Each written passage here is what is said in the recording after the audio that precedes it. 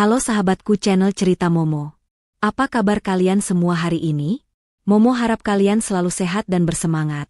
Ya, hari ini, Momo akan mengajak kalian semua masuk ke dalam sebuah kisah yang akan menguji emosi, membuat kalian ikut menahan napas, dan menjanjikan sebuah pembalasan yang begitu memuaskan. Kisah ini tentang Kirana, seorang istri yang kesabarannya diuji di tengah pesta perayaan termegah dalam hidupnya. Di saat ia mengangkat gelas untuk bersulang, sebuah bisikan tak terduga datang. "Maaf Bu, saya lihat ibu baju merah itu, mertua ibu, meneteskan sesuatu ke minuman ibu." Syok? Tentu. Tapi Kirana hanya tersenyum.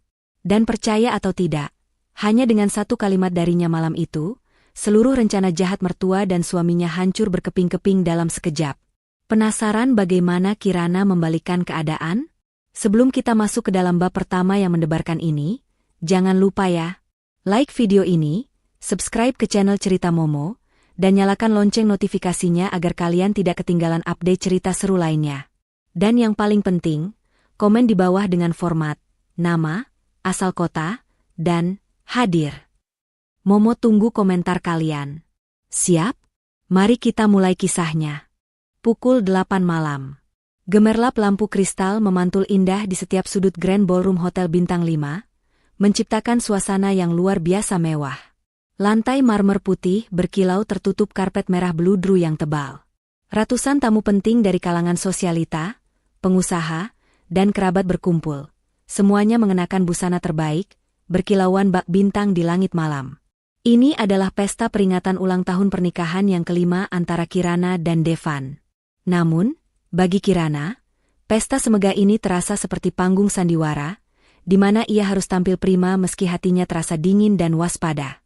Kirana, sang tuan rumah, berdiri di tengah ruangan, mengenakan gaun malam berwarna emerald green yang mewah, dirancang khusus oleh desainer ternama.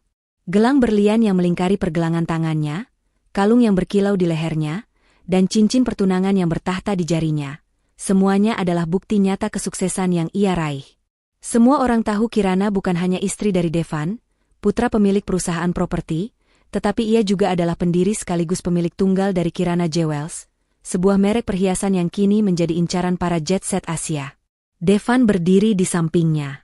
Pria itu tampak gagah dalam setelan jas tuxedo, tetapi senyum yang ia berikan kepada para tamu terasa kaku dan seringai di matanya tampak dipaksakan. Ia sesekali merangkul Kirana, gestur yang bagi orang lain terlihat romantis. Namun bagi Kirana, itu hanyalah sebuah akting publik yang sempurna. Kirana tahu, di balik tatapan bangga yang Devan tunjukkan, ada rasa iri, ketidakpuasan, bahkan kebencian yang samar-samar. Devan merasa bayangannya sebagai putra mahkota, keluarga seolah tertutup oleh gemerlap cahaya kesuksesan Kirana. Tiba-tiba, suasana di meja VIP di sudut ruangan menjadi riuh. Di sana, duduklah Burina, ibu mertua Kirana, yang malam itu tampil mencolok dengan gaun cheongsam berwarna merah menyala, merah yang bagi Kirana selalu melambangkan peringatan dan bahaya. Di samping Burina, ada Sally, adik Devan, yang sibuk mengambil swafoto dan mengunggahnya ke media sosial. Burina sesekali melirik sinis ke arah menantunya. Meskipun berpakaian mewah berkat uang yang secara tidak langsung berasal dari menantunya, Burina tidak pernah benar-benar menerima Kirana. Bagi Burina, menantu yang ideal adalah menantu dari keluarga yang jauh lebih kaya atau setidaknya memiliki darah biru, bukan Kirana yang hanya memulai bisnisnya dari nol. Kebencian Burina selalu beralasan pada ketidakseimbangan kekayaan. Semakin sukses Kirana, semakin Burina merasa terancam dan rendah diri. Ia selalu menuntut Devan mengambil alih kepemimpinan bisnis keluarga dan mengendalikan aset Kirana. Malam ini, Burina memiliki rencana yang ia yakini akan menyelesaikan masalah Kirana yang terlalu mendominasi, ini untuk selamanya. "Lihatlah gayanya, Sally," bisik Burina kepada putrinya, suaranya tajam seperti belati, namun ditahan agar tidak didengar oleh tamu lain di meja mereka. Merasa paling hebat di dunia. Semua tamu memujinya, seolah-olah Devan hanya boneka di sampingnya. Sally, yang memang memiliki sifat iri hati yang sama dengan ibunya, mendengus. "Benar, Bu. Lihatlah perhiasan yang dia pakai. Harganya bisa untuk membeli mobil mewah. Padahal, kita sudah mendesaknya untuk meminjamkan modal untuk usaha butiku, tapi dia selalu menolak dengan alasan, dana harus diputar. Pelit sekali. Sabar, nak, Bu Rina menyeringai, matanya memancarkan rencana licik. Malam ini adalah malam penentu. Setelah ini, semuanya akan berubah. Devan akan menjadi ahli waris yang sah, dan seluruh kerajaan perhiasan itu akan berada di bawah kendali kita. Kau bisa mendapatkan butik terbaik di Jakarta, bahkan lebih. Sally mengangguk, matanya berbinar penuh antisipasi. Mereka berdua sama-sama tidak tahu bahwa Kirana, dari kejauhan, sudah terbiasa menangkap gelombang kebencian dari meja itu. Kirana sudah lama tahu, pesta ini, bagi keluarga mertuanya, bukanlah perayaan cinta, tetapi sebuah ritual formal sebelum mereka melancarkan serangan berikutnya untuk menguasai hartanya. Kirana telah memasang kuda-kuda dan menyiapkan pertahanan. Di tengah kesibukan menyapa tamu, Kirana sempat mendekat ke meja bundar yang dipenuhi dengan makanan dan minuman. Di sana, seorang staf catering bernama Tari, yang mengenakan seragam rapi, tampak sibuk mengatur gelas-gelas champagne. Tari sebenarnya adalah sahabat lama Kirana, seorang pengusaha kuliner sukses yang bersedia menyamar sebagai staf catering malam ini. Penyamaran ini adalah bagian dari strategi keamanan Kirana. Kirana sudah mencium adanya rencana buruk dari Bu Rina dan Devan. Ia hanya belum tahu kapan dan bagaimana rencana itu akan dieksekusi. Tari sempat bertukar pandang dengan Kirana. Tatapan mata mereka berbicara tanpa kata-kata.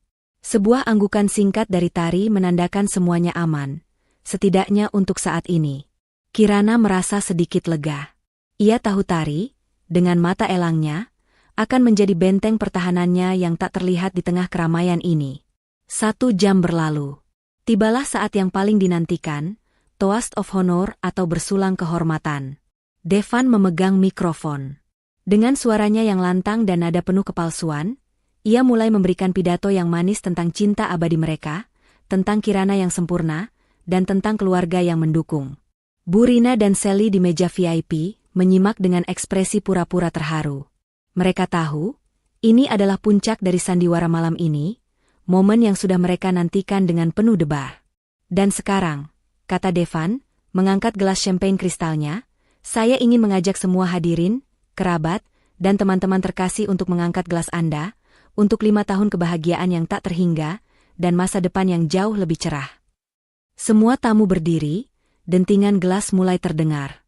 Kirana juga berdiri, mengambil gelas dari nampan yang disodorkan oleh seorang pelayan yang baru saja kembali dari meja VIP. Jantung Kirana berdebar, bukan karena haru, tetapi karena firasat buruk yang tiba-tiba menyeruak. Kirana mengangkat gelasnya setinggi bahu. Kilauan cahaya lampu berpendar di cairan emas di dalamnya. Ia tersenyum, sebuah senyum yang tampak tulus di mata Devan dan para tamu, namun sebenarnya adalah topeng sempurna yang menyembunyikan kewaspadaan maksimal. Bu Rina dan Sally menatap Kirana. Wajah mereka tegang. Mata Bu Rina yang merah menatap tanpa berkedip ke gelas Kirana, menantikan detik-detik saat menantunya menenggak cairan itu. Mereka telah menyusun rencana ini dengan sangat matang. Cairan itu tidak akan membunuh, hanya akan menyebabkan Kirana pingsan dan mengalami kejang-kejang ringan, sehingga perlu dilarikan ke rumah sakit. Di sanalah, dengan alasan darurat kesehatan, mereka akan memaksa Kirana menandatangani beberapa dokumen penting yang sudah mereka siapkan. Detik-detik menegangkan itu terasa seperti seumur hidup. Jari-jari Kirana perlahan mendekatkan gelas itu ke bibirnya. Tepat pada momen itu, saat Kirana hampir menyentuhkan bibirnya ke tepi gelas, Tari bergerak cepat. Ia, yang berdiri tidak jauh dari Kirana, berpura-pura terpeleset saat sedang membawa baki berisi serbet bersih. Ia mendekat ke arah Kirana, bahunya menyenggol lengan Kirana, dan ia berbisik dengan suara yang sangat rendah, hampir seperti dengungan nyamuk di telinga Kirana. Maaf Bu, saya lihat ibu baju merah itu, mertua ibu, meneteskan sesuatu ke minuman ibu. Di saat Devan berpura-pura mengatur jasnya. Bisikan itu, singkat, padat, dan sangat jelas, menghantam Kirana bagai sambaran petir. Semua ketakutan dan kecurigaan yang selama ini ia rasakan, kini terkonfirmasi dalam hitungan detik. Ia merasakan darahnya mendidih, tetapi wajahnya tetap tenang, sedingin es. Baju merah, Bu Rina. Devan berpura-pura mengatur jasnya, itu adalah kode yang mereka sepakati jika Devan terlibat. Semuanya benar. Mereka merencanakan ini bersama. Kirana merasakan tatapan Burina dan Sally yang semakin intens, penuh harap. Ia juga merasakan Devan yang tersenyum lega di sebelahnya. Mereka mengira permainan ini sudah selesai. Tidak, ini baru permulaan, batin Kirana menguatkan dirinya. Kirana, dengan gerakan yang anggun namun disengaja, tiba-tiba menarik tangannya seolah tersentak kaget. Gelas champagne kristal itu terlepas dari genggamannya, jatuh ke lantai marmer dengan bunyi pecahan yang nyaring dan mendominasi seluruh ruangan. Cairan emas itu menyebar di karpet merah, meninggalkan noda besar. Seluruh ruangan hening. Ratusan pasang mata tertuju pada Kirana. Burina dan Sally, yang tadinya tegang, kini menunjukkan ekspresi yang luar biasa panik dan frustrasi, meskipun mereka berusaha menutupinya dengan kepura-puraan yang buruk. "Oh, ya ampun, nak, kau baik-baik saja?" teriak Burina, segera menghampiri Kirana dengan langkah tergesa, raut wajahnya dibuat seolah khawatir, padahal ia sedang menahan amarah yang meledak-ledak. "Dasar ceroboh sekali. Pelayan, bersihkan ini." Sally juga mendekat, menyentuh lengan Kirana. "Ya ampun, Kak Kirana, lain kali hati-hati, dong. Itu champagne terbaik, loh." Devan cepat-cepat mengambil alih suasana. "Maafkan istri saya, hadirin sekalian. Mungkin dia sedikit kelelahan karena terlalu bersemangat menyambut kalian. Mari kita lanjutkan, saya akan memesan champagne baru." Kirana menatap dingin pada mereka bertiga. Ia menyadari, kepanikan mereka bukanlah kepanikan karena khawatir akan pecahan gelas, melainkan kepanikan karena rencana mereka gagal. Cairan yang seharusnya masuk ke tubuh Kirana kini, hanya menjadi noda di karpet. Mereka harus menunggu waktu yang lama lagi untuk mendapatkan kesempatan kedua. Melihat kepura-puraan yang menjijikan itu, Kirana merasa muak. Ia menyingkirkan tangan Sally dari lengannya dan mundur satu langkah, mengambil jeda. Ia menghela napas panjang, lalu memanggil pelayan yang kebetulan lewat. "Tolong bawa gelas ini dan champagne baru," kata Kirana, menunjuk ke pecahan gelas di lantai dengan nada yang tenang dan dingin. "Tapi yang paling penting, panggilkan Pak Dedi ke sini sekarang juga. Katakan padanya, saya ingin mengumumkan perubahan penting pada wasiat dan aset saya malam ini juga." Perintah Kirana yang tenang itu terasa seperti bom yang diledakkan di ruangan itu. Wajah Burina, Sally, dan terutama Devan, yang tadinya penuh kepura-puraan, kini berubah pucat pasi. Rencana mereka untuk membuat Kirana pingsan dan menandatangani dokumen telah gagal total. Kini, Kirana yang justru yang mengambil kendali penuh atas nasib asetnya. Satu kalimat dari Kirana malam itu, berhasil menghancurkan seluruh rencana mereka dalam sekejap, jauh sebelum mereka sempat menanyakan kabar kesehatan Kirana. Devan menatap Kirana dengan mata penuh ketakutan yang sesungguhnya. Mereka sadar, Kirana tidak hanya ceroboh, tetapi ia tahu segalanya. Keheningan yang mencekam setelah gelas kristal itu pecah terasa lebih memekakan telinga dibandingkan keriuhan pesta sebelumnya. Kata-kata Kirana, "Saya ingin mengumumkan perubahan penting pada wasiat dan aset saya malam ini juga," menggantung di udara, menciptakan gelombang kejut yang merambat cepat ke seluruh penjuru ruangan. Di mata para tamu, Kirana terlihat seperti seorang ratu yang baru saja menjatuhkan mahkotanya, namun segera bangkit dan menuntut tahtanya kembali. Di mata Burina dan Sally, Kirana adalah ancaman yang baru saja bangun dari tidur panjang. Dan bagi Devan, Kirana adalah misteri yang semakin tidak bisa ia kendalikan.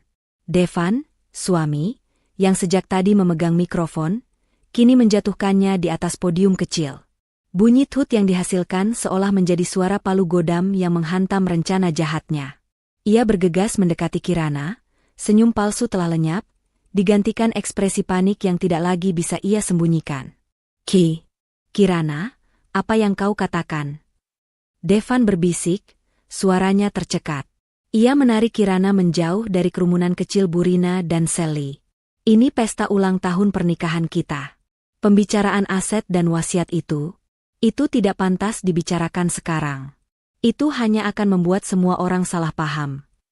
Kirana menatap dingin ke mata suaminya. Ia melihat dengan jelas ketakutan Devan, bukan takut pada kesehatan Kirana yang mungkin terancam, melainkan takut pada hilangnya harta. "Salah paham?" Kirana balas berbisik, suaranya begitu rendah dan tajam, hanya Devan yang bisa mendengarnya. Apakah kau pikir aku tidak tahu apa yang kau dan ibumu rencanakan, Devan? Aku tidak sebodoh yang kau kira. Dan tidak ada waktu yang lebih tepat selain sekarang, di hadapan semua orang yang menyaksikan kegagalan kalian. Devan terperanjat.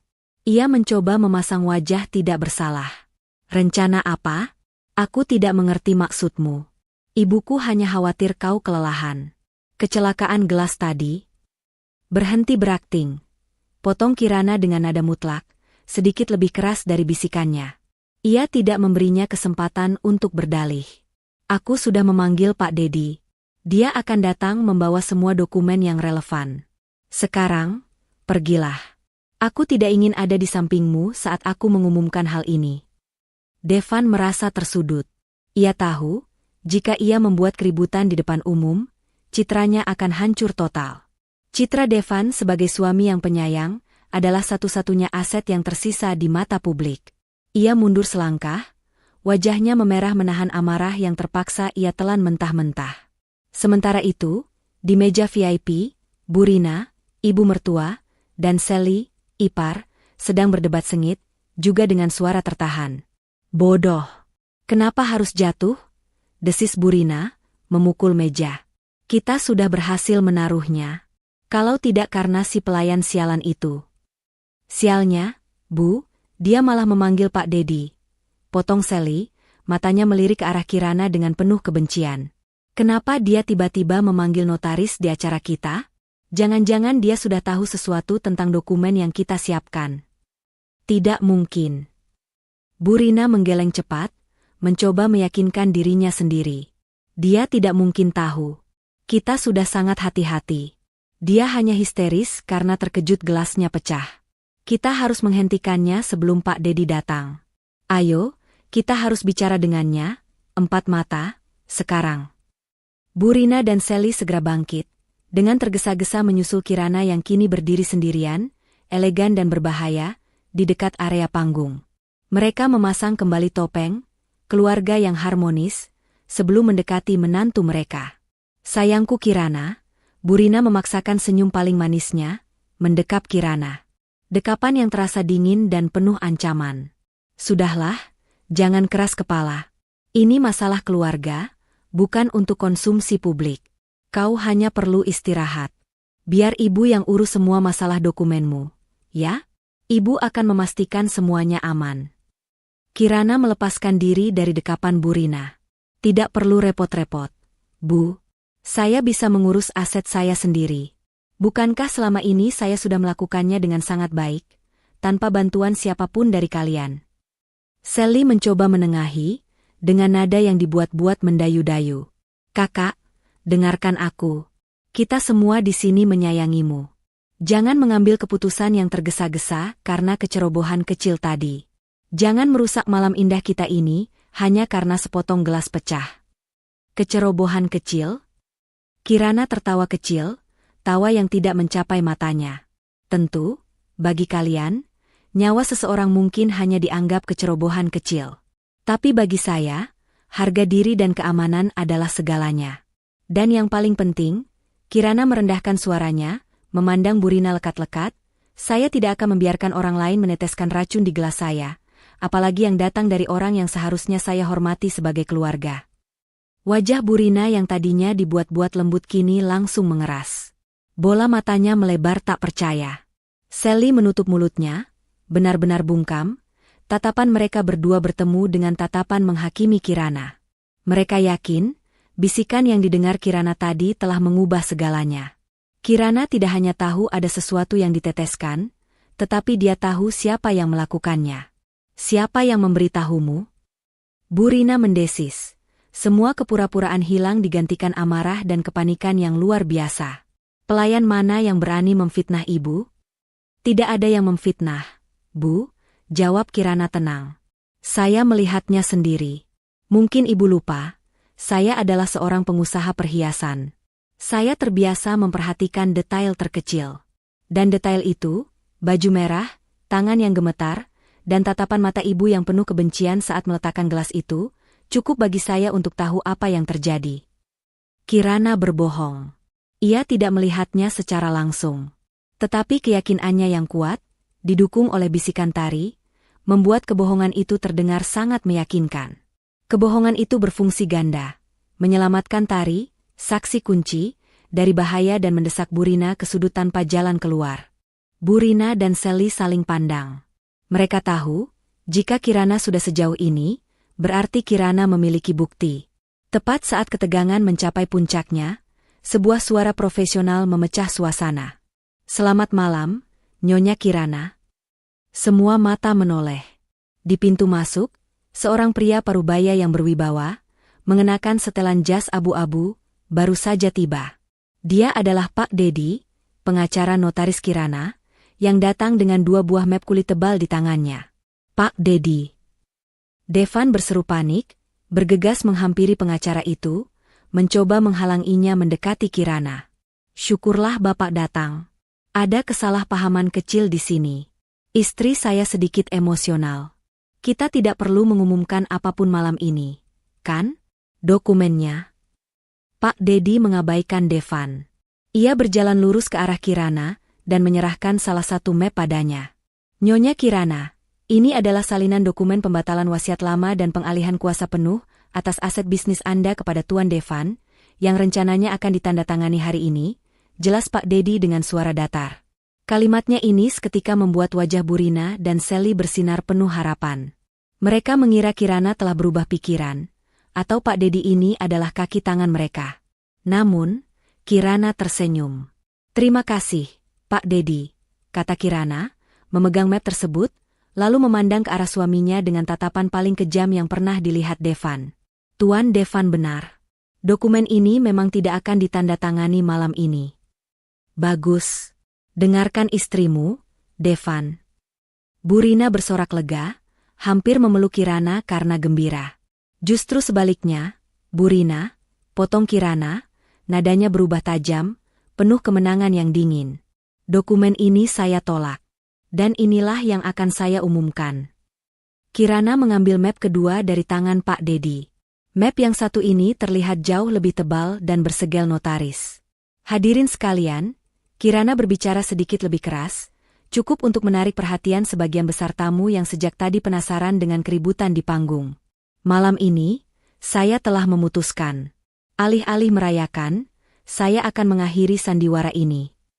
Ia memandang Devan, Burina, dan Sally yang kini menatapnya dengan pandangan nanar. Dokumen ini, Kirana mengangkat map tebal itu tinggi-tinggi, adalah surat pengalihan seluruh aset pribadi dan 90% saham utama Kirana Jewels ke dalam sebuah yayasan sosial kemanusiaan atas nama saya. Dan yang paling penting, Kirana tersenyum sinis, "Saya telah mengajukan gugatan cerai yang akan diproses segera setelah pesta ini berakhir." Pengumuman Kirana yang mengguncang, pengalihan aset ke yayasan sosial dan gugatan cerai, langsung menghantam keluarga Devan bagai gelombang tsunami. Di tengah suasana pesta yang seharusnya meriah, udara terasa membeku, hanya menyisakan jeritan hati yang tertahan dari meja VIP. Devan, suami, yang sejak tadi berusaha mempertahankan citra sebagai pria romantis, kini benar-benar kehilangan kendali. Wajahnya yang pucat pasi sejak bab 2 kini berubah merah padam karena amarah dan rasa dikhianati yang teramat sangat. Ia mendekat, matanya menyala-nyala, mencoba merebut map tebal berisi dokumen gugatan cerai dan pengalihan aset dari tangan Kirana.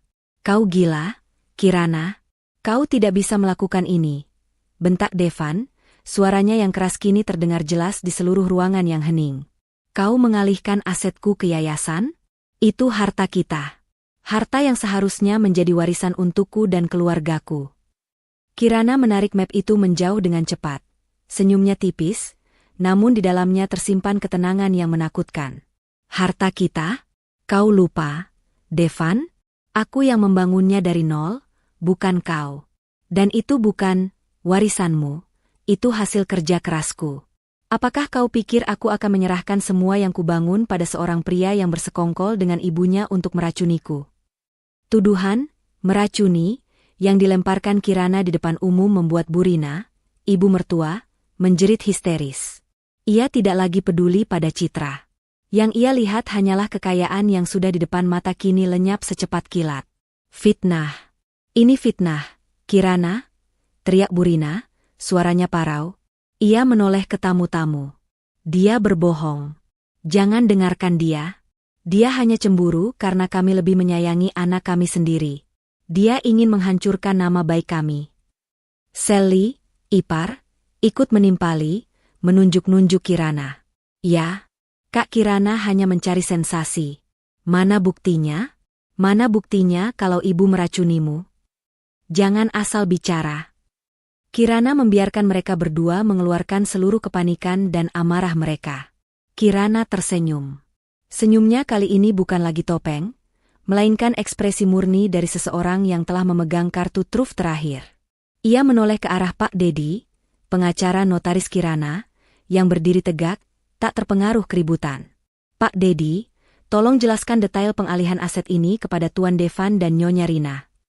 Pak Dedi mengangguk hormat, lalu mengambil alih mikrofon. Suaranya yang tenang dan profesional langsung meredakan kekacauan, memaksa semua orang untuk diam dan mendengarkan. Bapak-bapak dan ibu-ibu sekalian, ujar Pak Dedi. Berdasarkan Akta Notaris nomor 123/2025, Nyonya Kirana secara sah telah mengalihkan sebagian besar aset utamanya, termasuk saham pengendali di Kirana Jewels, ke Yayasan Mahkota Sejati yang didirikannya. Perlu diketahui, aset yang dialihkan ini adalah aset yang diperoleh sebelum dan selama pernikahan, tetapi tercatat atas nama pribadi Nyonya Kirana, dan bukan termasuk harta Gonogini. Tunggu dulu, sela Devan, matanya membelalak. Tapi harta Gonogini kita sangat besar. Rumah mewah ini, mobil sport, semua itu milik bersama. Tuan Devan, mengenai harta Gonogini, Pak Dedi melanjutkan, suaranya datar dan tanpa emosi. Nyonya Kirana telah mengajukan pembagian aset yang adil. Namun, berdasarkan pasal 35 Undang-Undang Perkawinan, harta yang diperoleh dari warisan, hibah, atau hadiah tidak termasuk harta bersama. Dan seperti yang Nyonya Kirana sampaikan. Pak Dedi berhenti sejenak, melirik Kirana. Seluruh properti, termasuk rumah mewah dan semua kendaraan yang Anda sebutkan, adalah hadiah yang diberikan Nyonya Kirana atas nama Tuan Devan sebagai hadiah pernikahan. Dengan adanya gugatan cerai, Kirana berhak meninjau kembali hadiah tersebut. Pengumuman itu adalah pukulan telak kedua bagi Devan. Ia mengira rumah dan mobil mewah yang Kirana belikan atas namanya sudah aman, tetapi ternyata itu hanyalah hadiah yang kini bisa ditarik kembali. Di tengah kekacauan emosi itu, Kirana melihat Tari, sahabat Kirana saksi kunci, yang masih mengenakan seragam cateringnya, dengan tenang memberi kode padanya dari sudut ruangan. Tari mengacungkan ponselnya, lalu mengangguk singkat ke arah lampu sorot kecil di atas meja VIP. Sistem keamanannya bekerja, batin Kirana. Tari tidak hanya mengawasi, tetapi juga memastikan rekaman video Kirana yang dipasang secara tersembunyi telah merekam seluruh kejadian, termasuk detik-detik saat Burina meracuni minumannya. Senyum licik Burina yang dulu penuh kemenangan kini telah berubah menjadi ekspresi keputusasaan yang nyata. Kirana memanfaatkan jeda waktu ini. Ia kembali ke podium. Saya tidak bermaksud merusak pesta ini, ujar Kirana, suaranya kembali lembut, namun penuh otoritas. Saya hanya memberikan peringatan. Saya memberikan kesempatan kepada suami saya dan keluarganya untuk menghentikan segala niat buruk mereka. Tapi mereka tidak berhenti. Mereka justru mencoba mengambil nyawa saya malam ini. Bohong, teriak Burina, tak tahan lagi. Ia menerobos maju, mencoba mencapai panggung, tetapi dihentikan oleh satpam hotel. Kau hanya berakting. Mana buktimu tentang racun itu, Kirana? Tunjukkan. Kirana mencondongkan tubuhnya ke mikrofon. Tentu. Saya akan tunjukkan. Tapi bukan di sini. Saya akan tunjukkan di hadapan polisi dan Badan Pengawas Makanan dan Obat. Ucapan, polisi, dan Badan Pengawas Makanan dan Obat, membuat wajah Burina dan Sally yang tadinya marah berubah menjadi pucat pasi. Mereka tidak menyangka bahwa Kirana akan melibatkan otoritas setinggi itu. Mereka hanya mengira Kirana akan sakit, dan mereka akan memaksanya menandatangani dokumen. Mereka tidak merencanakan ini berakhir di ranah hukum dengan tuduhan kriminal yang serius. Devan mendekati Kirana lagi, kali ini dengan nada memohon. Kirana, sayang, dengarkan aku. Kita bisa selesaikan ini di rumah. Jangan libatkan pihak berwajib. Ini bisa menghancurkan reputasi keluarga kita. Ibuku pasti hanya bercanda. Ibuku tidak mungkin melakukan hal sekeji itu. Kirana menatap suaminya dengan tatapan yang penuh kecewa, tatapan yang membuat Devan merinding. Canda?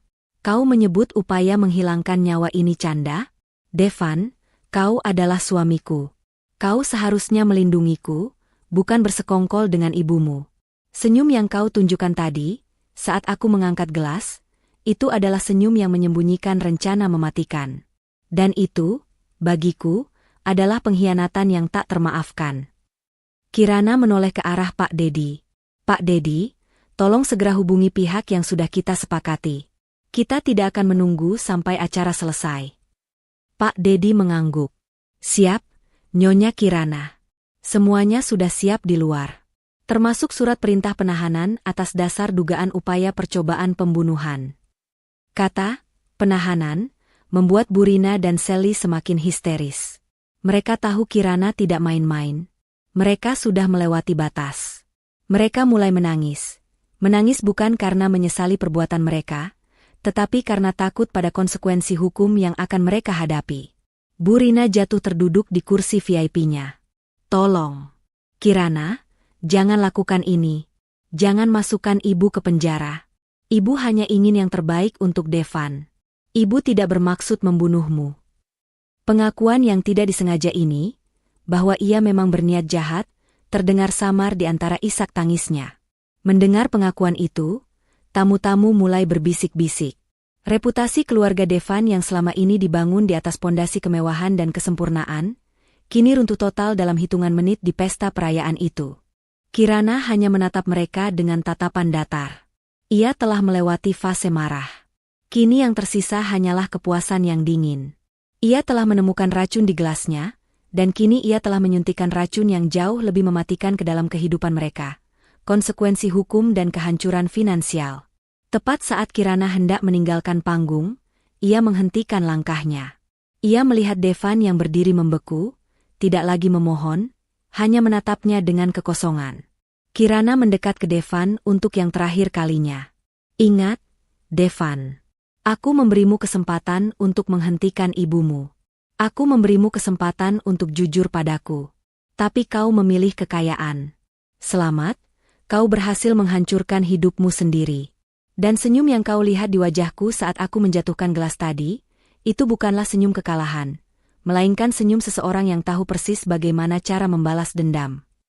Kirana berbalik, meninggalkan Devan yang terpaku di tempatnya, dikelilingi oleh tatapan menghakimi ratusan tamu. Ia berjalan anggun menuruni panggung, diikuti oleh Pak Dedi yang kini memimpin jalan.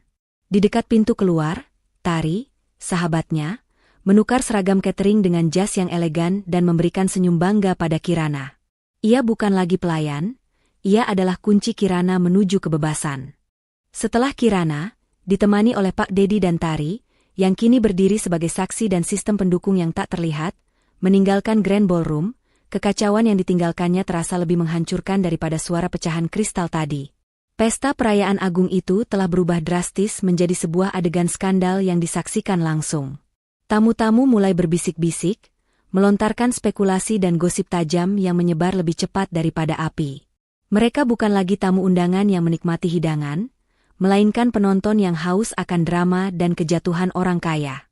Mereka menyaksikan bagaimana keluarga Devan, yang selalu menampilkan citra sempurna di hadapan publik, kini terbongkar aibnya di depan mata.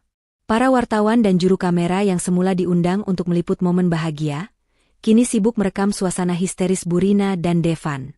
Di tengah lantai dansa yang kosong, Devan, suami, berdiri membeku, masih mencerna fakta-fakta yang dilemparkan Kirana.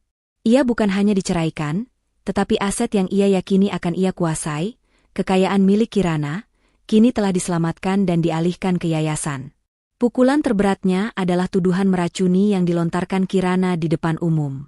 Burina, ibu mertua, dan Sally, ipar, kini dikerumuni oleh beberapa staf hotel yang berusaha menenangkan mereka.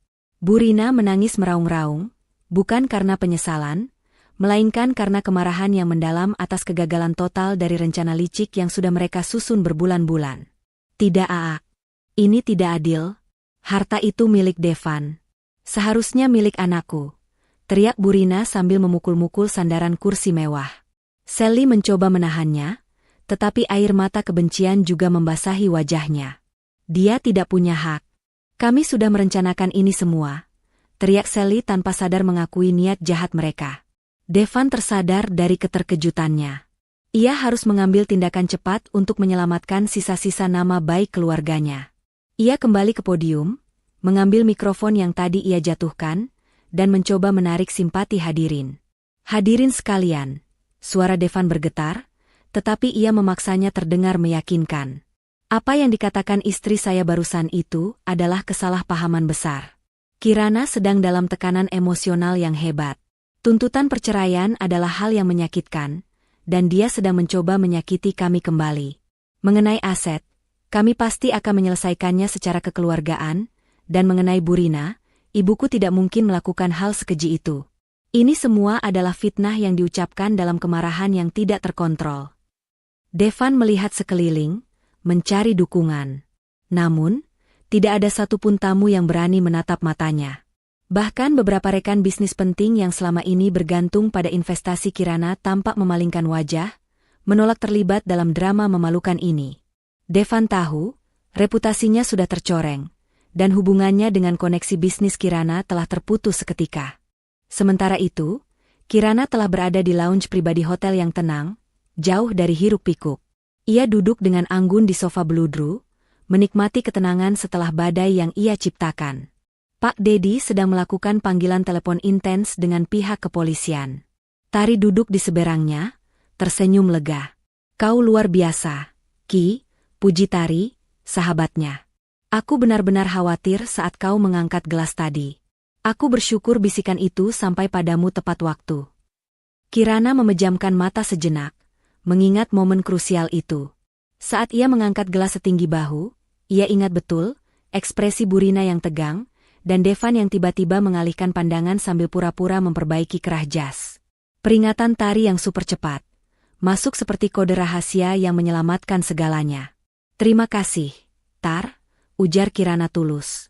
Kau menyelamatkan nyawaku, bukan hanya hartaku. Jika aku tidak punya rencana cadangan dengan memintamu menyamar, atau jika kau terlambat sedetik saja, aku tidak bisa membayangkan di mana aku sekarang. Mereka sudah keterlaluan, kata Tari.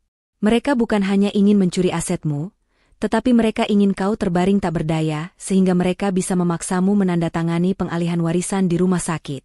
Untungnya, kau sudah menyusun skenario balasan yang sempurna. Memang, sahut Kirana, matanya kini terbuka, memancarkan tekad yang membara.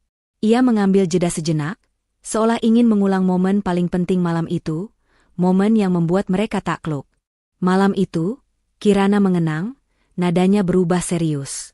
Saat aku menjatuhkan gelas itu dan mereka panik, aku tahu aku harus membuat gerakan balasan yang menghancurkan semua rencana jangka panjang mereka, bukan hanya rencana malam itu.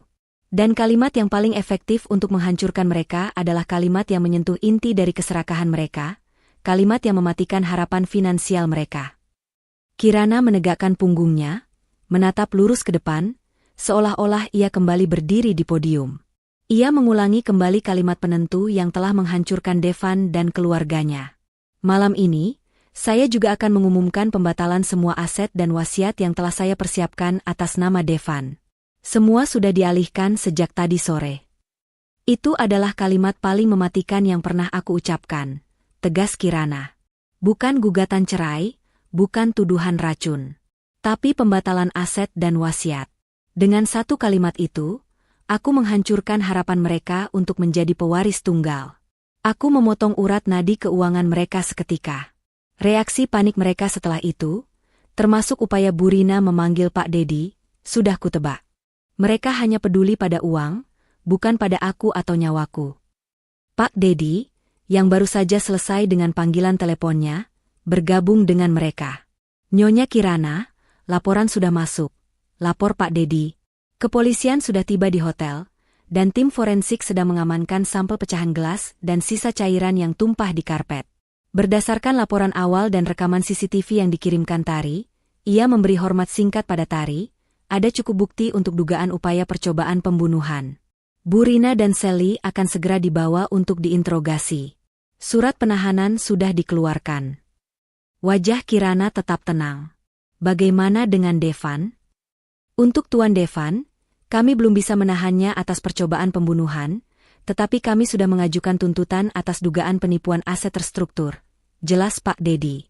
Tuan Devan diketahui telah memanipulasi beberapa dokumen bisnis Anda dan mencoba menarik dana perusahaan secara ilegal dengan dalih investasi taktis, tanpa sepengetahuan Anda.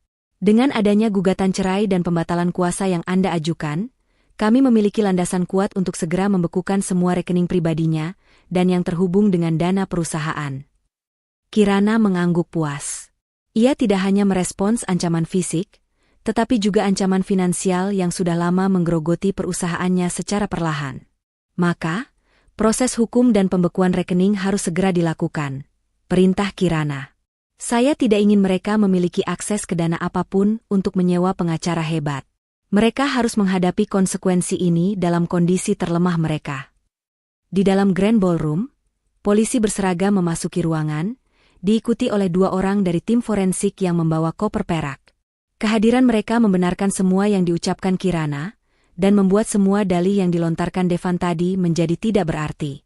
Burina dan Sally, yang tadinya histeris, kini menjadi panik luar biasa saat polisi mendekati mereka.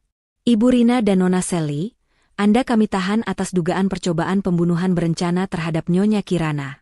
Anda memiliki hak untuk tetap diam, ujar salah satu petugas. Sally mencoba melawan dengan histeris. Apa-apaan ini? Kami tidak melakukan apa-apa. Ini jebakan Kirana. Tenang, Nona, kata petugas lainnya. Sampel cairan di gelas Nyonya Kirana sudah diamankan, dan kami memiliki bukti rekaman video yang menunjukkan Ibu Rina yang memasukkan sesuatu ke dalam minuman tersebut.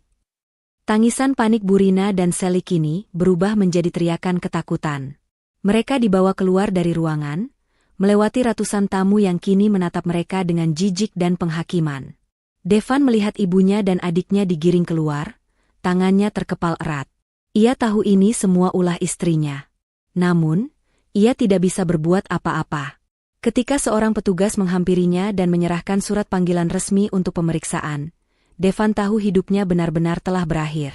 Pesta yang seharusnya merayakan kebahagiaannya, kini menjadi malam penangkapan ibu dan adiknya, dan awal kehancuran dirinya sendiri. Devan jatuh terduduk di tepi panggung.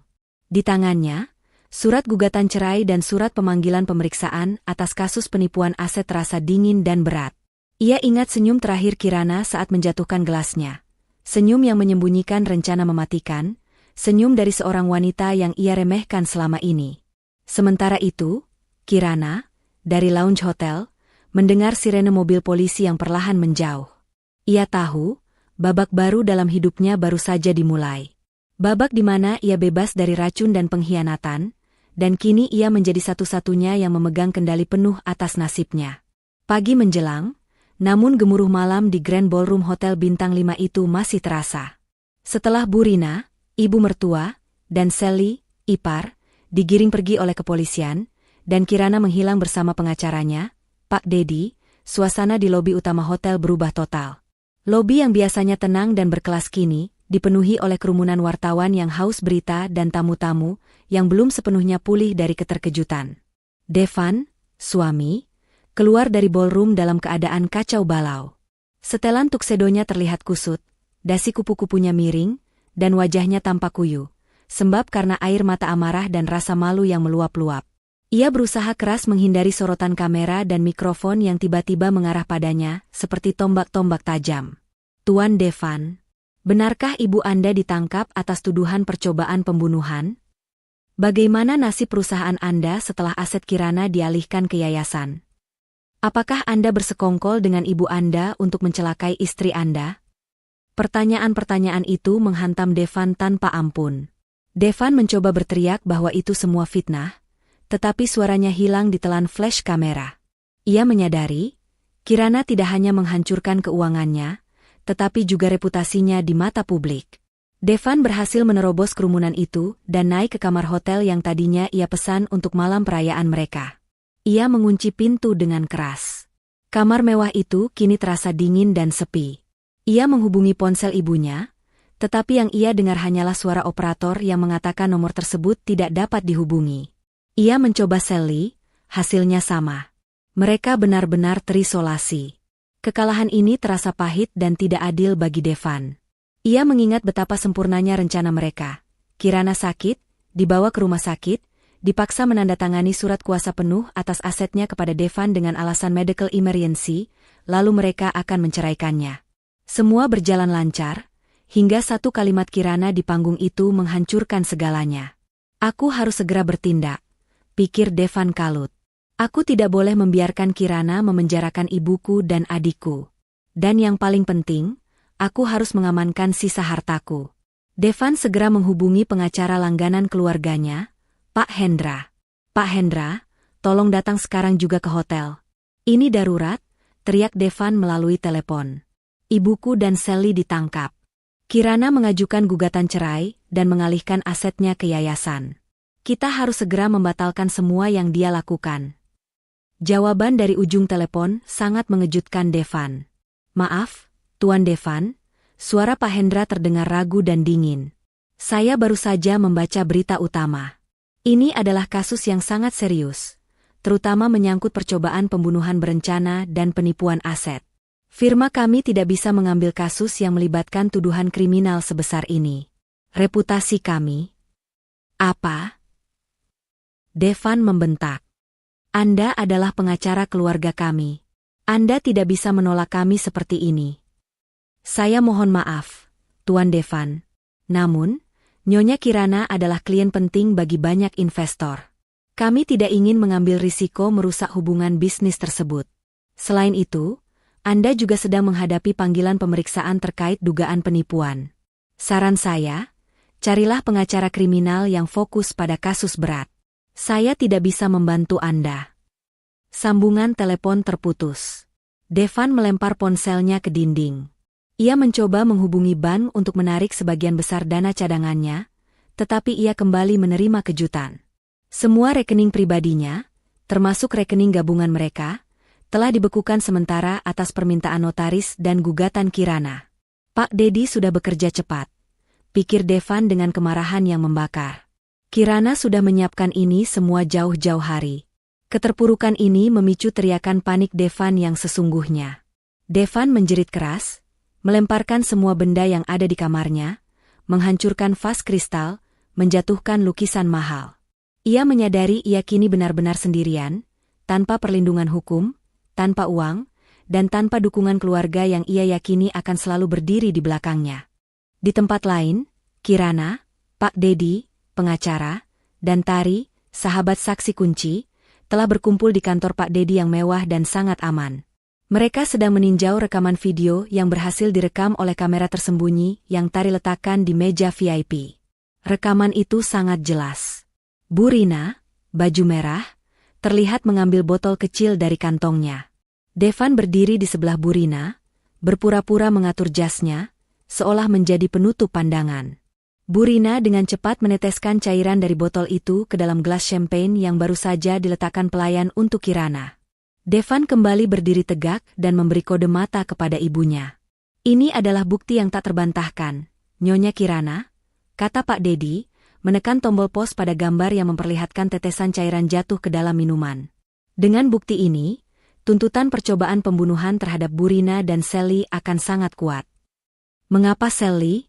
Tanya Tari. Dia hanya berdiri di samping Ibu Rina. Sally terlibat dalam perencanaan. Ada bukti pesan singkat yang berhasil kami lacak dari ponsel Bu Rina, sebelum disita, yang menunjukkan koordinasi antara Bu Rina dan Sally mengenai waktu dan lokasi eksekusi, jelas Pak Dedi. Dan yang lebih penting, kami punya bukti bahwa Sally telah menarik sejumlah besar uang dari rekening tabungannya seminggu yang lalu untuk membayar seseorang di rumah sakit, sebagai persiapan untuk memanipulasi Kirana agar menandatangani dokumen saat ia tidak sadarkan diri. Kirana melihat rekaman itu dengan tatapan dingin. Pengkhianatan Devan, ibunya, dan adiknya kini terasa nyata. Dan Devan? Tanya Kirana. Devan akan menghadapi kasus penipuan aset yang lebih serius, kata Pak Dedi. Tadi pagi, kami menemukan bahwa Devan diam-diam telah membuat akun bank asing atas nama perusahaan Anda, dan mencoba mentransfer 30% dari dana operasional ke akun tersebut. Kami berhasil membekukannya tepat waktu. Tindakan ini merupakan penipuan dan penggelapan dana perusahaan. Kami akan menggunakan bukti ini untuk memperkuat gugatan cerai dan menuntut kerugian finansial.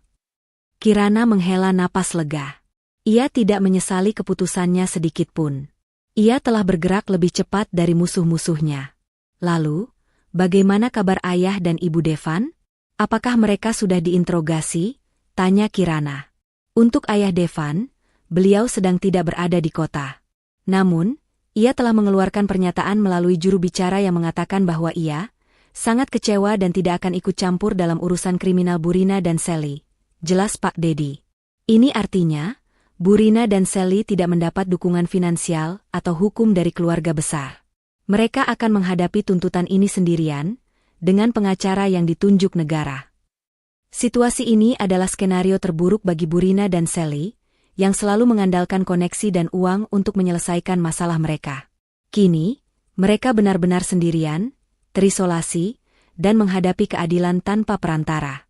Saya ingin pastikan Devan juga merasakan dampak penuh dari perbuatannya, kata Kirana, memandang Pak Dedi dengan tatapan tajam. Jangan biarkan ia lolos hanya dengan perceraian. Ia harus membayar atas pengkhianatan dan upayanya merusak perusahaan saya. Tentu, Nyonya Kirana, janji Pak Dedi, kami akan memastikan keadilan ditegakkan. Dan dalam waktu dekat, kami akan mengirimkan tim kami untuk mengosongkan rumah mewah yang ia anggap miliknya. Karena, secara hukum, rumah itu adalah hadiah yang dapat ditarik kembali setelah adanya gugatan cerai karena perbuatan tidak pantas dari pihak penerima hadiah. Mendengar hal itu, Tari tersenyum. Kau akan bebas, Kirana. Bebas dari racun, bebas dari tuntutan, dan bebas dari parasit yang menggerogoti hidupmu. Kirana menatap keluar jendela kantor Pak Dedi. Langit Depok yang cerah menyambut pagi yang baru. Malam pesta telah berlalu, membawa serta semua kepalsuan dan intrik keluarga Devan. Ia ingat lagi satu kalimat yang ia ucapkan di tengah pesta. Kalimat yang merupakan simbol dari kemenangan, kebebasan, dan harga dirinya. Inilah saatnya aku membangun mahkota sejati yang baru, bisik Kirana, menyentuh kalung berliannya. Mahkota yang tidak bisa diracuni atau dicuri oleh siapapun. 5 hari telah berlalu sejak malam pesta yang mengubah segalanya. 5 hari yang terasa seperti 5 tahun neraka bagi Devan, suami. Ia kini bukan lagi pria kaya raya yang berwibawa, melainkan seorang yang terpojok dan terhimpit. Burina dan Sally masih ditahan, diisolasi, dan menghadapi proses hukum yang serius tanpa ada jaminan penangguhan. Devan telah menghabiskan hari-harinya mencari pengacara. Namun, seperti yang diprediksi oleh Kirana, tidak ada satupun firma hukum ternama yang mau mengambil kasusnya. Kasusnya terlalu toksik, percobaan pembunuhan, penipuan aset, dan kehancuran reputasi. Semua orang takut merusak koneksi mereka dengan Kirana yang kini dianggap sebagai korban sekaligus pengusaha yang sangat berpengaruh. Akibat pembekuan rekening yang diajukan Kirana, istri, melalui Pak Dedi, Devan bahkan kesulitan membayar biaya sewa kantor pengacara kecil. Ia akhirnya hanya didampingi oleh seorang pengacara muda dari Biro Bantuan Hukum yang kurang berpengalaman. Hari ini adalah jadwal sidang pertama gugatan cerai di Pengadilan Agama Jakarta Selatan, meskipun ini baru proses formal penyerahan berkas. Devan tiba di pengadilan dengan penampilan yang menyedihkan. Jasnya yang kemarin mewah kini tampak muram, dan sorot matanya penuh keputusasaan. Ia duduk di ruang tunggu pengadilan, sendirian. Ia teringat bagaimana dulu, ia pernah membayangkan perpisahan dengan Kirana akan terjadi dengan mudah. Kirana menyerahkan asetnya lalu pergi. Kenyataan kini sangat berbeda. Tiba-tiba, Devan melihat siluet Kirana. Kirana masuk ke ruang pengadilan. Ia mengenakan setelan kantor yang elegan, rambutnya tertata rapi, dan wajahnya memancarkan aura ketenangan dan kekuatan. Ia tidak terlihat seperti wanita yang baru saja melalui drama yang menghancurkan. Ia terlihat seperti seorang CEO yang siap memimpin rapat penting. Ia didampingi oleh Pak Dedi, pengacara notaris Kirana, dan Tari, sahabat saksi kunci, yang kini tampil rapi sebagai manajer operasional Kirana Jewels. Devan merasa harga dirinya terinjak. Ia, sang suami, kini seperti seorang terdakwa yang menghadapi eksekutornya. Saat Kirana dan Pak Dedi berjalan melewatinya, Devan bangkit dan mendekat. "Kirana, aku mohon, Devan berbisik, memohon. Kita tidak perlu memperpanjang ini. Aku akan melepaskan tuntutan apapun atas asetmu. Aku akan mencabut semua rencanaku. Tapi tolong, tarik tuntutanmu atas ibu dan Sally. Mereka tidak pantas di penjara. Mereka hanya salah langkah. Kirana berhenti, berbalik, dan menatap Devan dengan tatapan yang dingin. Salah langkah? Mereka mencoba meracuni dan membunuhku. Kau menyebutnya salah langkah? Mereka bukan salah langkah, Devan. Mereka adalah penjahat. Dan yang paling penting, kau adalah kaki tangan mereka. Aku tidak tahu. Aku bersumpah aku tidak tahu tentang racun itu. Elak Devan, putus asa. Kau berbohong. Kami punya rekaman video yang jelas. Kau berdiri di samping ibumu, menutupinya, saat ia meneteskan cairan ke gelasku. Itu bukan kebetulan, itu adalah konspirasi, tegas Kirana. Ia menoleh ke Pak Dedi. Pak Dedi, tolong jelaskan posisi hukumnya pada Tuan Devan. Pak Dedi melangkah maju, menghalangi pandangan Devan ke Kirana. Tuan Devan, Nyonya Kirana tidak memiliki kewenangan untuk mencabut tuntutan kriminal. Itu sudah menjadi urusan negara. Bukti yang kami serahkan sudah sangat kuat. Tugas kami sekarang adalah memastikan Tuan Devan bersedia bekerja sama dalam kasus perceraian dan penipuan aset. Devan merasa terdesak. Kasus penipuan? Apa maksudmu? Aku tidak pernah menipu Kirana. Aku hanya... Tuan Devan, potong Pak Dedi, senyumnya tipis, namun penuh makna. Saya ingat betul wajah Anda. Anda adalah orang yang menelepon saya tepat setelah Nyonya Kirana menjatuhkan gelasnya. Anda panik, menuntut saya membatalkan semua, perubahan wasiat, yang baru saja diumumkan Nyonya Kirana di panggung, padahal Anda mengira saya adalah pengacara keluarga Anda. Devan terdiam. Kenangan malam pesta itu menghantamnya. Ia ingat betul, ia yakin sekali Pak Dedi adalah notaris yang disewa keluarganya untuk memproses pengalihan aset. Saya ingat Anda berteriak di telepon, batalkan pengalihan aset itu, Pak Dedi. Itu harta keluarga kami. Jangan sampai wanita gila itu menguasai semuanya. Lanjut Pak Dedi, mengulang kata-kata Devan dengan nada yang menuduh. Devan merasakan wajahnya memanas. Dia benar. Dia memang menelepon Pak Dedi, yakin bahwa Pak Dedi adalah pengacara keluarga yang harus melayani perintahnya. Anda datang ke pesta malam itu karena panggilan panik Tuan Devan, kan? Tanya Devan, mencoba mencari celah. Pak Dedi tertawa kecil, tawa yang menusuk harga diri Devan. Tuan Devan, saya adalah notaris dan pengacara pribadi Nyonya Kirana selama hampir 5 tahun. Saya mengurus semua aset dan urusan hukumnya sejak ia memulai Kirana Jewels. Saya datang malam itu bukan karena panggilan Anda, tetapi karena Nyonya Kirana sudah meminta saya siaga di hotel sejak pukul 7 malam. Kami sudah menduga Anda dan keluarga Anda akan bertindak. Anda memanggil pengacara yang salah pihak. Pengakuan ini adalah pukulan yang jauh lebih telak daripada gugatan cerai itu sendiri. Devan menyadari, bukan hanya dia yang dikhianati, dia adalah orang yang sangat naif dan mudah dibodohi. Selama ini, dia percaya Kirana tidak akan pernah curiga. Dia percaya Kirana telah sepenuhnya memasukkan Pak Dedi ke dalam rencana jahat mereka.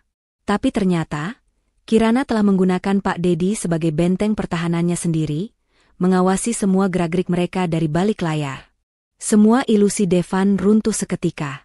Dia dan keluarganya hanya boneka dalam permainan yang Kirana rancang. Jadi semua yang selama ini kita bicarakan tentang aset dan wasiat di depan Pak Dedi, itu semua sudah Kirana ketahui? Tanya Devan, suaranya sangat lirih, nyaris tak terdengar.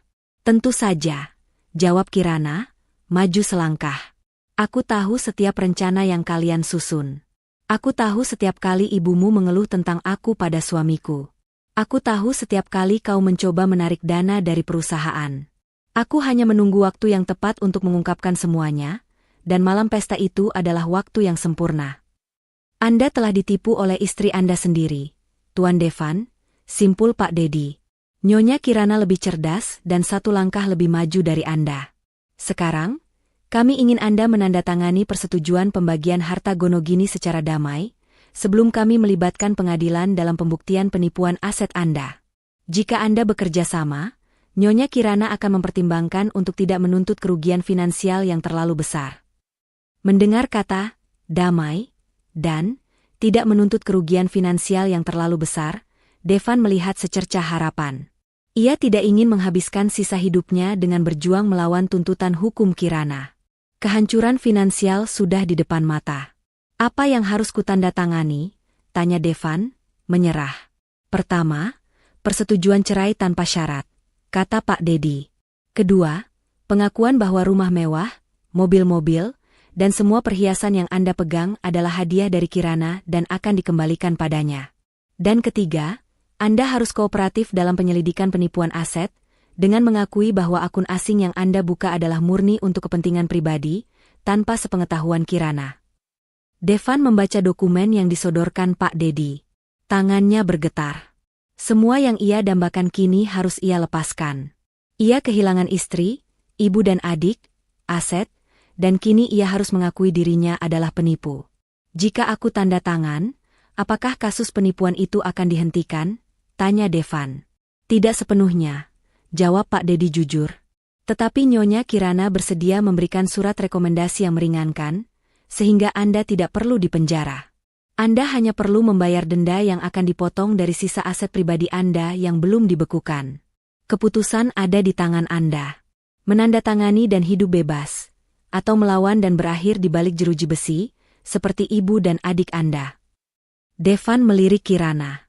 Kirana hanya menatapnya dengan pandangan kosong.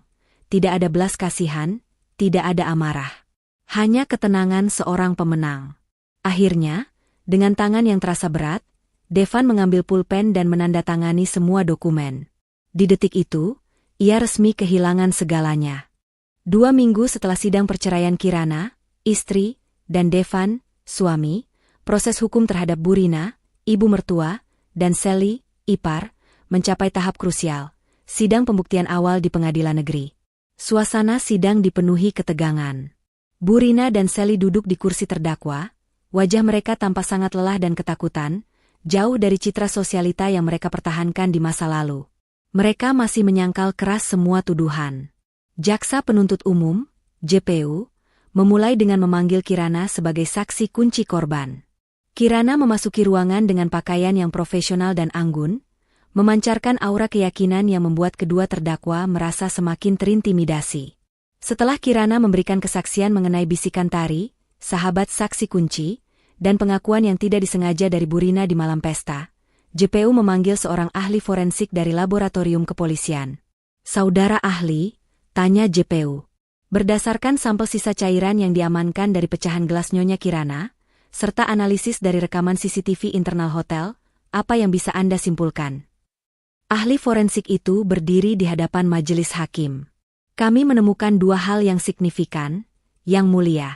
Pertama, dalam sampel cairan champagne tersebut, kami menemukan jejak zat kimia jenis sedatif dosis tinggi.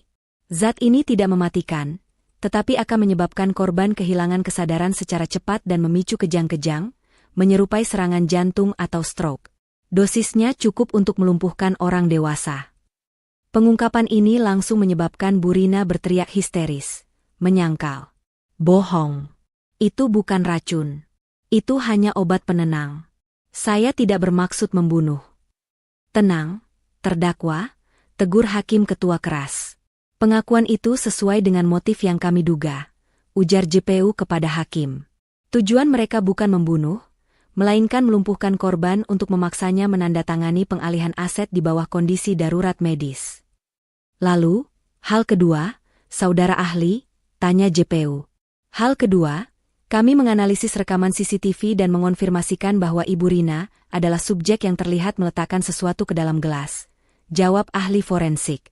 Namun, kami memiliki bukti yang jauh lebih kuat yang diserahkan oleh tim hukum Nyonya Kirana, yaitu bukti kamera rahasia. Saat itu juga, proyektor di ruang sidang dinyalakan. Layarnya menampilkan rekaman yang sangat jernih dan berdefinisi tinggi, diambil dari sudut pandang yang sangat dekat dengan meja VIP Burina. Rekaman itu bukan dari CCTV hotel yang buram, melainkan dari kamera tersembunyi berteknologi tinggi yang sengaja dipasang oleh Tari atas perintah Kirana. Rekaman itu memutar kembali momen krusial. Terlihat Burina mengeluarkan botol kecil dan segera melakukan aksinya. Terlihat Devan berdiri kaku di sebelah ibunya, ekspresinya tegang, jelas bukan kebetulan. Dan yang paling menghancurkan, rekaman itu juga menangkap audio percakapan bisik-bisik yang terjadi sesaat sebelum aksi. "Sally," suara bisikan, "Ibu, pastikan dia minum sebelum bersulang. Pak Dedi siap siaga di luar." "Bu Rina," suara bisikan, "tenang. Sebentar lagi, semua aset akan menjadi milik Devan. Kita akan bebas dari utang-utang kita." Pengungkapan audio dan visual yang sangat jelas itu menimbulkan kegaduhan di ruang sidang. Bu Rina dan Sally yang sebelumnya masih mempertahankan sisa-sisa arogansi, kini benar-benar hancur. Wajah mereka berubah merah, lalu pucat, air mata penyesalan dan ketakutan mengalir deras. Devan, yang juga hadir sebagai saksi dalam kasus penipuan asetnya, hanya bisa menunduk, tidak berani melihat ke arah Kirana. Bukti audiovisual ini tidak hanya mengonfirmasi aksi percobaan peracunan, tetapi juga motif di baliknya, keserakahan dan utang piutang keluarga yang membelit, simpul JPU. Kirana sudah mengetahui semuanya, dan dengan satu kalimatnya di malam pesta, ia tidak hanya menyelamatkan dirinya, tetapi juga menjebak mereka dengan bukti yang tidak terbantahkan. Di bangku saksi, Kirana hanya menatap lurus. Ia sudah lama melewati fase emosi. Ia hanya menunggu keadilan yang layak bagi orang-orang yang mencoba mengakhiri hidupnya. Pengungkapan kamera rahasia di sidang ini memastikan, tidak ada lagi ruang untuk Bu Rina dan Sally berkelit. Setelah jeda sidang, suasana di pengadilan negeri masih tegang, dipenuhi oleh dampak dari bukti kamera rahasia yang telah diputar. Bu Rina, ibu mertua, dan Sally, ipar, kini benar-benar terpuruk. Harapan mereka untuk lolos dari jerat hukum telah sirna. Devan, suami, dipanggil kembali ke kursi saksi. Kali ini bukan untuk kasus perceraiannya, melainkan untuk memberikan keterangan terkait motif kejahatan ibu dan adiknya. JPU menanyakan Devan tentang kondisi finansial keluarganya sebelum pesta perayaan. Devan, yang kini menghadapi risiko tuntutan hukum yang lebih ringan berkat kerjasama dengan Kirana, akhirnya terpaksa membuka aib keluarga. "Tuan Devan, apakah benar keluarga Anda memiliki utang yang besar sebelum Nyonya Kirana mengajukan gugatan cerai?" tanya JPU. Devan menelan ludah, suaranya parau. "Benar, Yang Mulia. Perusahaan properti ayah saya mengalami kerugian besar, dan ibu saya, Bu Rina, telah menggunakan pinjaman bank dengan jaminan pribadi yang jumlahnya mencapai miliaran. Tenggat waktu pembayaran semakin dekat. Dan Nyonya Kirana. Kirana tidak tahu-menahu. Ibu dan Sally menekan saya untuk memanipulasi Kirana. Mereka bilang, jika aset Kirana diserahkan pada saya, utang itu akan lunas dan kami bisa bangkit kembali." Saat itu, Kirana, istri, diizinkan oleh hakim untuk mengajukan beberapa pertanyaan kepada Devan. Kirana berdiri tegak, memandang mantan suaminya itu untuk yang terakhir kalinya. "Devan," ujar Kirana, suaranya tenang. "Kau tahu aku sangat mencintaimu, bukan? Saat aku tahu tentang utang keluargamu, aku bisa saja membantumu melunasinya tanpa harus aku celaka. Mengapa kau memilih rencana busuk yang melibatkan racun, alih-alih jujur padaku?" Air mata Devan tumpah. Aku takut, Kirana. Aku takut ibumu benar, bahwa kau akan menceraikanku jika tahu betapa terpuruknya kami. Ibuku bilang, jika aku jujur, kau hanya akan memberikan pinjaman, bukan memberikan aset sepenuhnya. Mereka bilang, kau harus disingkirkan agar aset itu sepenuhnya jadi milikku, tanpa ada tuntutan balasan. Bu Rina, mendengar pengakuan putranya, berteriak dari kursi terdakwa. "Itu benar. Aku melakukan itu untuk menyelamatkan masa depan anakku. Kirana terlalu sombong dengan kekayaannya. Kami hanya ingin kembali ke posisi kami yang seharusnya." Teriakan Bu Rina adalah pengakuan motif di balik kejahatan yang sesungguhnya. Bukan hanya karena utang, tetapi karena kesombongan, rasa iri yang mendalam, dan keyakinan bahwa kekayaan Kirana seharusnya menjadi milik mereka. Kirana hanya menggelengkan kepala, hatinya hampa.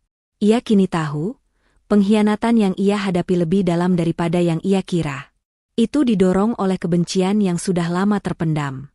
"Aku sudah mendapatkan jawaban yang kubutuhkan, Yang Mulia," kata Kirana kepada hakim. Konfrontasi berakhir. Devan dikawal keluar, Air matanya menyesali kekayaan dan kebebasan yang ia tukar dengan keserakahan. Burina dan Sally, yang kini motif kejahatannya telah terungkap jelas di ruang sidang, harus bersiap menghadapi hukuman berat. Di luar ruang sidang, Kirana hanya menatap langit. Ia kini resmi bebas. Bebas dari belenggu pengkhianatan dan racun, serta bebas dari orang-orang yang hanya mengincar hartanya. 2 minggu setelah pengungkapan mengejutkan di ruang sidang, proses hukum berjalan cepat dan tanpa ampun. Tidak ada lagi yang bisa disangkal oleh pihak Devan, Burina, maupun Sally. Semua bukti, mulai dari temuan zat sedatif hingga rekaman kamera rahasia yang menangkap pengakuan motif keserakahan, mengarah pada satu kesimpulan, konspirasi jahat yang didorong oleh iri hati yang terpendam.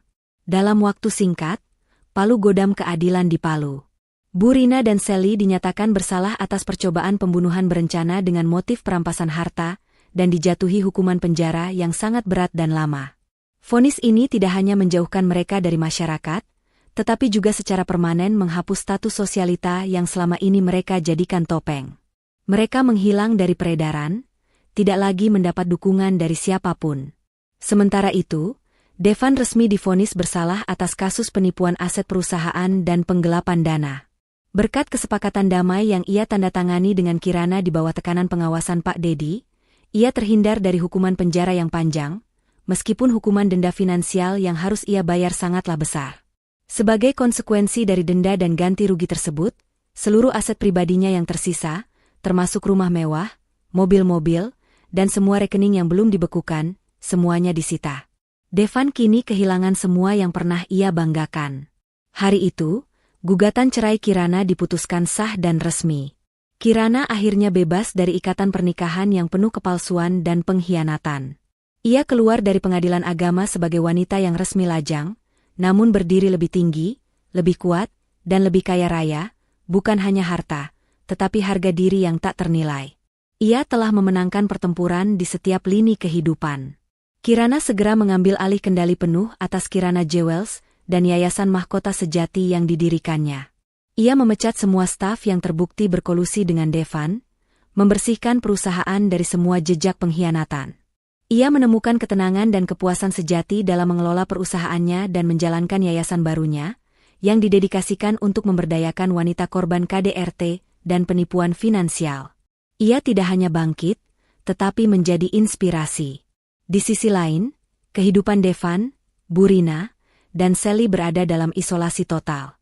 Burina dan Sally mendekam di balik jeruji besi, tanpa harapan dan tanpa kunjungan. Devan sendiri kini menjadi paria di kalangan sosialita Jakarta. Ia kehilangan koneksi, pekerjaan, dan semua kekayaannya dalam sekejap. Devan terpaksa kembali tinggal di rumah masa kecilnya yang sederhana, aset satu-satunya yang tersisa yang luput dari penyitaan.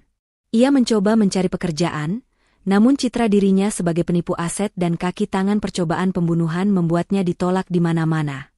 Devan kini menghabiskan waktunya dalam penyesalan yang mendalam. Ia sering terlihat duduk sendirian di teras rumahnya yang sepi, menyadari bahwa ia telah membuang berlian demi sampah. Ia telah menukar istri yang mencintainya dengan keserakahan yang membawanya pada kehancuran total. Ia hidup dalam penyesalan yang dingin, terisolasi, tanpa masa depan yang cerah. 2 tahun berlalu sejak malam pesta yang menggemparkan itu. 2 tahun yang mengubah Kirana menjadi ikon ketahanan dan kesuksesan, sekaligus menjerumuskan keluarga Devan ke dalam jurang kemiskinan dan isolasi. Kirana kini resmi menjadi pemimpin tunggal dan tak terbantahkan dari Kirana Jewels, berhasil melipat gandakan nilai perusahaan setelah membersihkan semua elemen toksik. Yayasan Mahkota Sejati yang ia dirikan berkembang pesat, membantu ratusan wanita memulai hidup baru dan mandiri secara finansial. Kirana tidak hanya sukses, ia dicintai dan dihormati.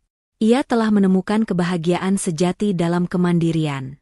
Di kantor utama Kirana Jewels, sebuah pesta kecil dan eksklusif diadakan.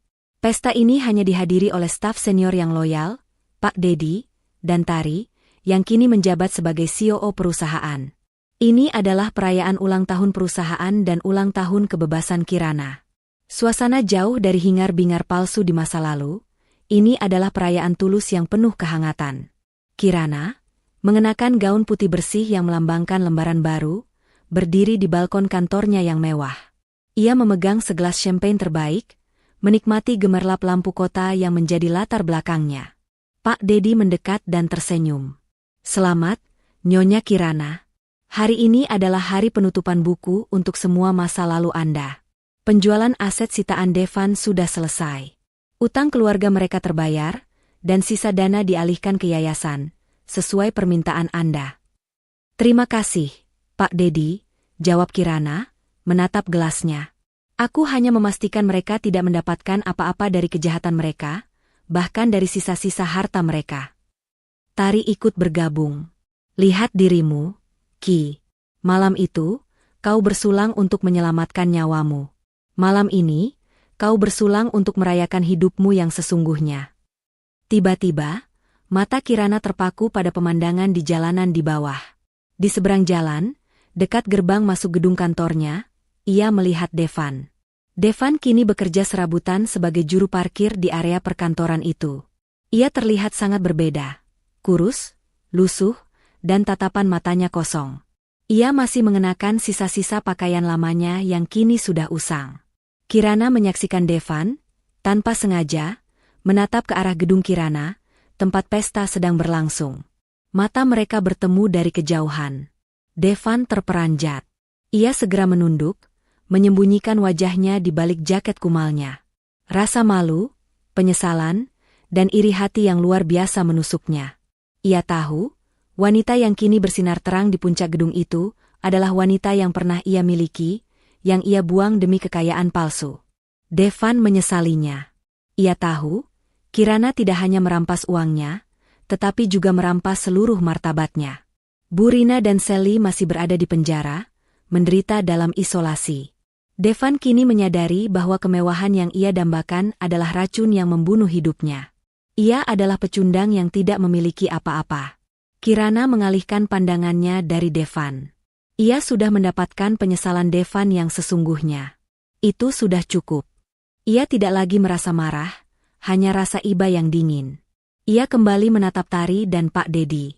Ia mengangkat gelas champagne-nya tinggi-tinggi. Malam ini, ujar Kirana, suaranya lantang dan penuh kemenangan, aku bersulang untuk diriku sendiri. Untuk keberanian mengambil risiko, untuk kecerdasan yang menyelamatkan nyawa, dan untuk kebebasan yang tak ternilai harganya.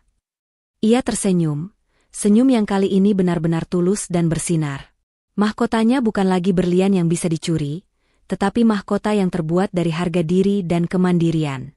Ia meminum champagne-nya hingga tetes terakhir, merayakan hidupnya sebagai ratu di pesta sendiri. Keserakahan selalu meracuni. Jangan pernah meremehkan ketenangan dan kecerdasan seseorang yang diam-diam telah menguasai seluruh permainan. Harga diri sejati adalah mahkota yang jauh lebih mahal daripada kekayaan.